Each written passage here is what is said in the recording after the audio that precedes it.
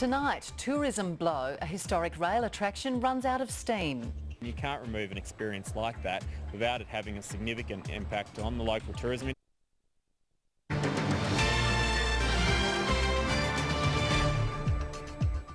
Good evening, Rebecca Hewitt with ABC News. One of Tasmania's major tourist attractions is shutting down. The historic West Coast Wilderness Railway will close in April. The federal group's announced it'll break its lease with the state government, a move that's shocked the West Coast and the embattled tourism industry.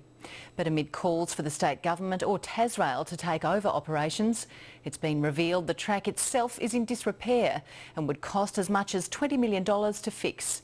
Our coverage begins with Selena Bryan in Queenstown. The West Coast Wilderness Railway journey starts here in Queenstown and travels 5 hours into World Heritage Wilderness, finishing in Strahan. The tourist attraction employs 50 people, but they've been told they'll no longer have a job when the train makes its final stop in April.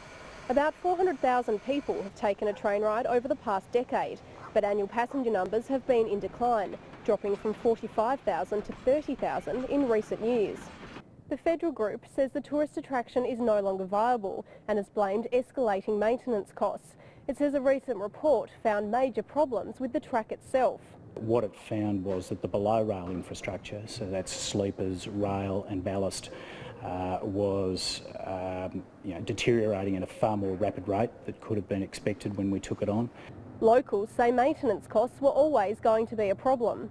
When the railway line was put in, they used second-hand sleepers, pathetic, second-hand rail, and I don't believe the ballasting was done properly. So they started off with a liability.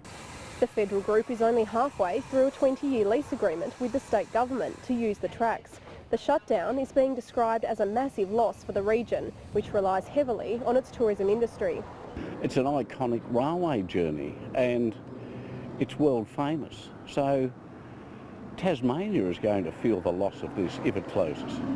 It's another blow for an already struggling regional economy. Selena Bryan, ABC News, Queenstown. It's been just over a decade since taxpayers spent almost $40 million helping to reopen the historic railway. The Tasmanian government's now under pressure to ensure the tourist magnet isn't left to rot. Here's state political reporter Brad Markham. The West Coast Wilderness Railway is one of the state's major drawcards. You can't remove an experience like that without it having a significant impact on the local tourism industry and the broader economy of the West Coast and northwest coast of Tasmania. It's a real blow for the West Coast community. The railway was built in the 1890s to transport ore. A unique apt rack and pinion system had to be designed to ensure heavy locomotives could cope with the steep, rugged terrain. The railway closed in the early 60s. Decades later, Roger Smith was given a grant to investigate restoring the attraction. Taxpayers chipped in almost $40 million. The reconstruction was completed in 2002 and opened the following year by then Prime Minister John Howard. Roger Smith also received almost $1 million compensation from the state government after delays opening the railway line. Current operator, the federal group, was only halfway through its lease. Having only less than 3 months' notice about the shutting of the railway, I think is far too short, and I think federal hotels should have given more notice. Well, and that's the question you've got to ask the government. Did they know about this months ago? Nobody from the state government would appear on camera. The minister responsible, David O'Byrne, released a statement describing the imminent closure as disappointing.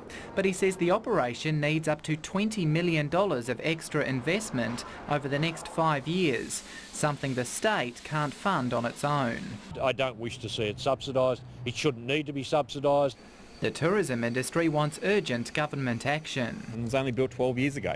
You can't leave it to the jungle to be declined, for rack and ruin.